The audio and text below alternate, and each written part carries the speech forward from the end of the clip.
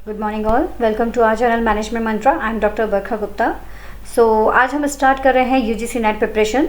तो इसमें हम पेपर कोड 17 और 55 की बात करेंगे। तो पेपर कोड 55 और पेपर कोड 17 इन दोनों में ही कुछ कॉमन टॉपिक्स हैं जिसकी हम बात करें, लाइक मैनेजमेंट में और आपके लेबर वेलफेयर या फिर पर्सनल मैनेजमेंट की अगर हम बात करते हैं तो इसके जो कुछ कॉमन टॉपिक हैं जो आपके मैनेजमेंट थॉट से रिलेटेड हैं, आपके कुछ एचआरएम के टॉपिक हैं, वो सारे हम पहले कवर करेंगे। उसके बाद हम लेबर वेलफेयर्स के फर्दर टॉपिक्स कवर करेंगे। तो अब यहाँ पर बात आ रही है यूजीसी नेट में कुछ हम यहाँ पर हम जो टॉपिक आज स्टार्ट कर रहे हैं, it's about the definition of management by different authors. क्योंकि जो डेफिनेशंस हैं वो डिफरेंट ऑथर्स के थ्रू हमसे पूछी जाती हैं, और ये जो डिफरेंट ऑथर्स के थ्रू जो डेफिनेशंस पूछी जाती हैं तो इसमें बेसिकली लाइक उनके नाम्स के थ्रू डेफिनेशन भी पूछी जा सकती है, फिर डेफिनेशन दी जाती है और नाम पूछा जा सकता है। तो कुछ भी आपके एमसीक्यू में आ सकता है। तो उसी के रिगार्डिंग यहाँ पर मैंने आपको एक लेक्चर ले रही हूँ आज मैं, और यहाँ पर मैं आपको कुछ स्पेशल कीवर्ड्स बताऊँगी जो आपको हेल्प करेंगे उन डेफिनेशंस को याद रखने के लिए। तो चलिए स्टार्ट करते हैं।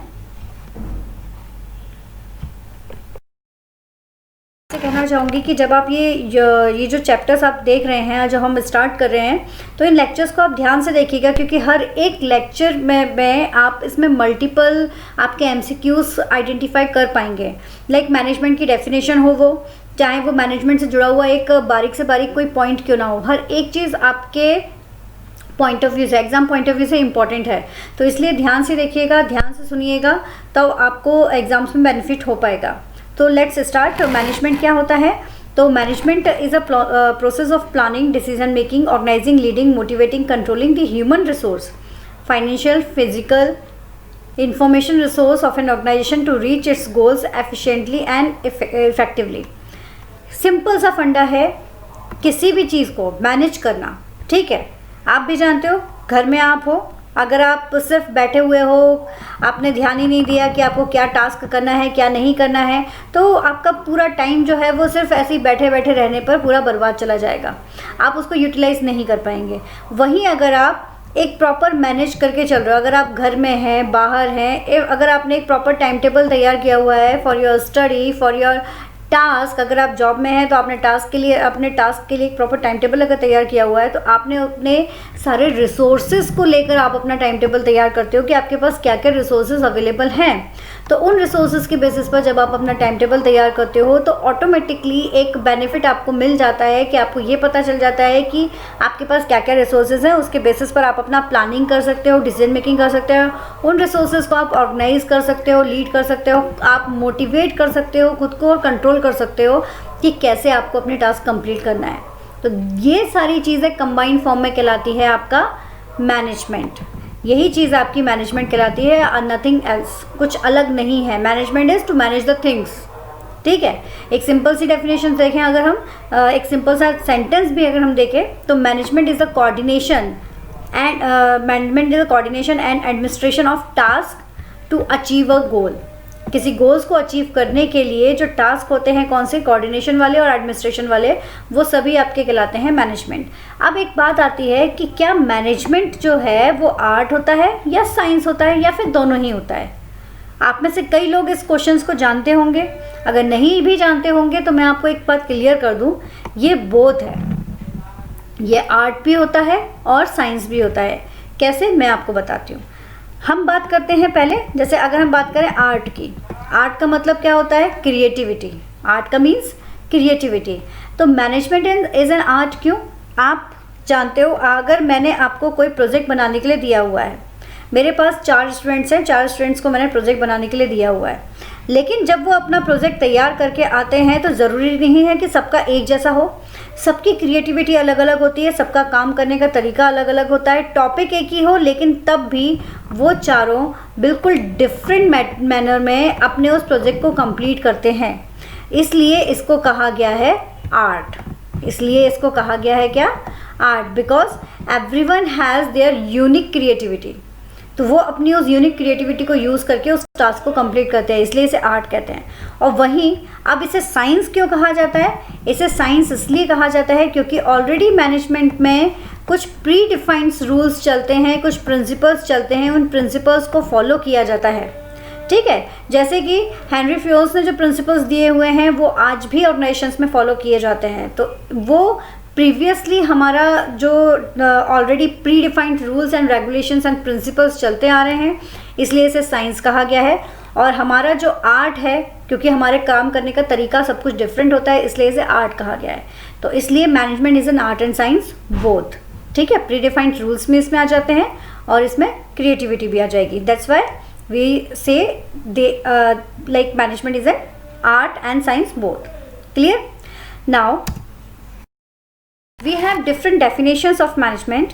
इनको आपको समझना बहुत ज़रूरी है, क्योंकि ये जो definitions हैं, ये definitions आपको आपके एग्जामिनेशंस में हेल्प कर सकती हैं, बिकॉज डायरेक्टली क्वेश्चंस पूछे जाते हैं इसके रिगार्डिंग कि लाइक जो आपको हो सकता है कि पर्सन का नाम दे दिया जाए, देन आपको 4 डेफिनेशंस दी जाए ऑप्शंस के लिए, या ये भी हो सकता है कि आपको सिर्फ डेफिनेशन दी जाए और उसके बाद आपको पर्सन्स के नाम दिए जाएं आपको आइडेंटिफाई करने के लिए।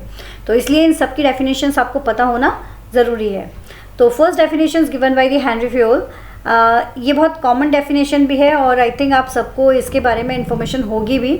तो हेनरी फ्योल्स ने दिया था, to manage is to forecast and plan, to organise, to command, to coordinate and to control.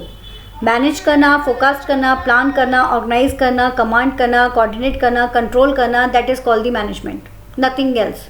सारी चीज़ों को साथ में लेकर अगर हम काम करते हैं वो मैनेजमेंट है।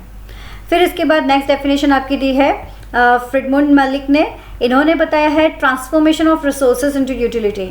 सिंपल डेफिनेशन, अगर हम अपने रिसोर्सेज को ट्रांसफॉर्मेशन कर देते हैं कि वो किसी यूजफुल चीज़ में कन्वर्ट हो जाए, that is the utility. Now the again definitions given the Peter Drucker. ये डेफिनेशंस भी आपने डेफिनेटली सुनी ही होगी, क्योंकि ये सारे वो थ्योरिस्ट हैं जो बहुत ज़्यादा फेमस हैं हमारे लिए। सो पीटर डकर ने कहा है, management is a multipurpose organ that manage a business and managers and manage workers and work. Management क्या है? मल्टीपर्पज ऑर्गन होता है जो मैनेज करता है बिजनेस को, मैनेजर्स को और जितने भी हमारे वर्कर्स के वर्क्स हैं उन सबको। That is called the management given by the Peter Drucker. Now the next one is George R Terry. ये भी एक इम्पॉर्टेंट वन है, ये मेरे टाइम पर पूछी गई डेफिनेशंस है। तो जब मैंने एग्ज़ाम दिया था यूजीसी नेट का जून 2012 में, तब ये क्वेश्चन मेरे पास आया, ये क्वेश्चन हमारे से पूछा गया था कि जॉर्ज आर टेरी नाम दिया हुआ था, देन उनकी डेफिनेशंस नीचे ऑप्शंस में दी हुई थी। So management is a district process consisting of planning, organising, actuating and controlling, utilising of each both science and art and follow in order to accomplish the predetermined objectives. Predetermined objectives को identify करने के लिए क्या task use किए जाते हैं, किस तरह से आर्ट और साइंस का यूज़ किया जाता है, that is called the management. ये कहा था जॉर्ज आर टेरी ने। देन नेक्स्ट आपका आता है क्यूर्ट्स की डेफिनेशन है, हरोल्ड क्यूर्ट्स। तो ये भी इंपॉर्टेंट वन है, management is an art of getting things done through the others with the formally organised group. Simple definition है और ये इनका जो सीधा सा फंडा है, art of getting thing done through the others. किसी के मतलब लाइक ये एक आर्ट है कि किस तरह से आप अपने काम को दूसरों से करवा सकते हो, ठीक है। डेफिनेशंस और है, लाइक एक डेफिनेशन दी हुई है आपकी एफ.डब्ल्यू. टेलर ने। एफ.डब्ल्यू. टेलर ने कहा management is an art of knowing what is to be done and seeing what is done in the best possible manner. क्या बहुत अच्छे से हो सकता है, क्या आप जानते हो, और क्या आप बहुत पॉसिबल वे में कर सकते हो, that is given by the F W. Taylor.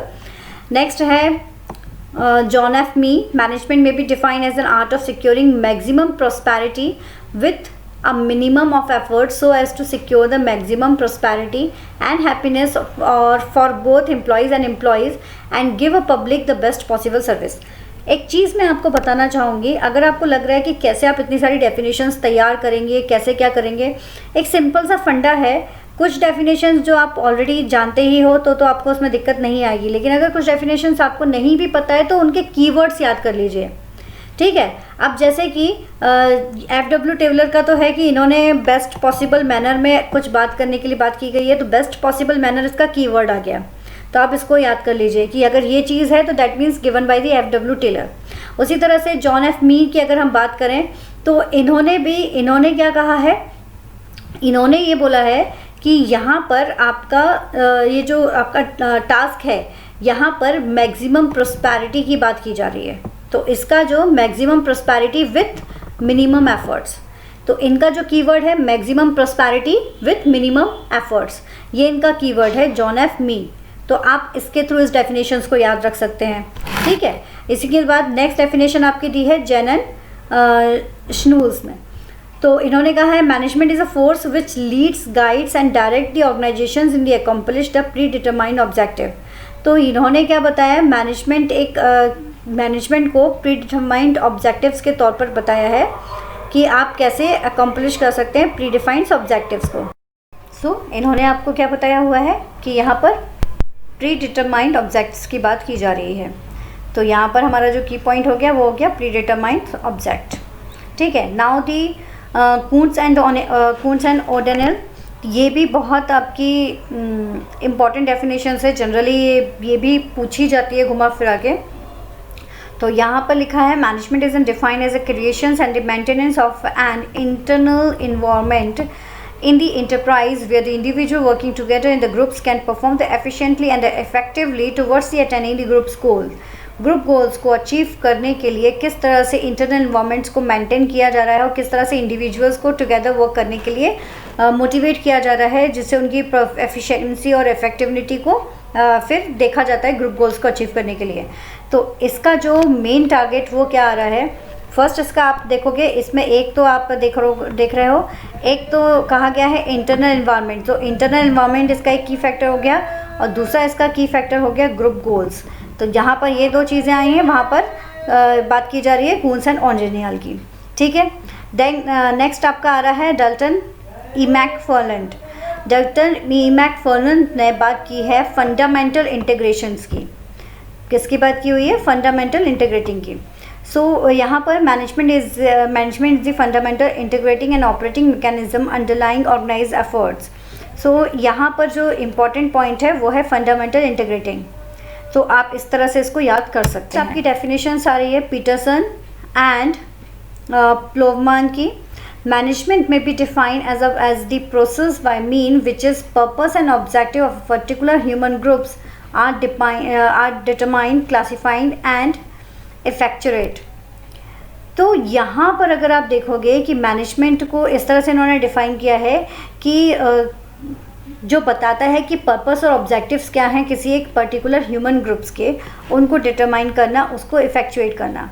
तो यहाँ जो इनका वर्ड अगर आप देखोगे तो एक तो पर्पस और ऑब्जेक्टिव्स, ये इसके लिए कीवर्ड्स हो गया। एक दूसरा आप देखोगे क्लैरिफाइड एंड इफेक्चुएट, ये किसी भी डेफिनेशंस में अभी तक वर्ड यूज़ नहीं किया गया है। तो पीटरसन की डेफिनेशन में ये वर्ड यूज़ किया गया है, तो ये आपके लिए कीवर्ड्स हो सकते हैं। नेक्स्ट है आपका मैरी पाकर फ्लोएट। मैनेजमेंट सी से is the art of getting things done through people. अब देखो ये डेफिनेशंस ऑलरेडी किसी और ने भी दी हुई थी, बट उसके वर्डिंग्स में थोड़ा सा चेंज था और इनकी वर्डिंग्स में थोड़ा सा चेंज है।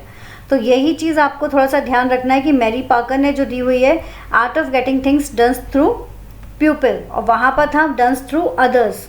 तो बस इतना सा आपको डेफिनेशंस में ध्यान रखना है कि डन थ्रू पीपल, ये आपको यहाँ पर ध्यान रखना, सबसे छोटी डेफिनेशंस है। अब इसके बाद एक और डेफिनेशन आई है आपकी कून्स की और विरिच की।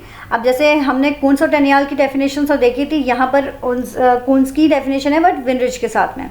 तो ये जो डेफिनेशन है, management is a process of designing and maintaining an environment in which individual working together in groups efficiently accomplish selected aims।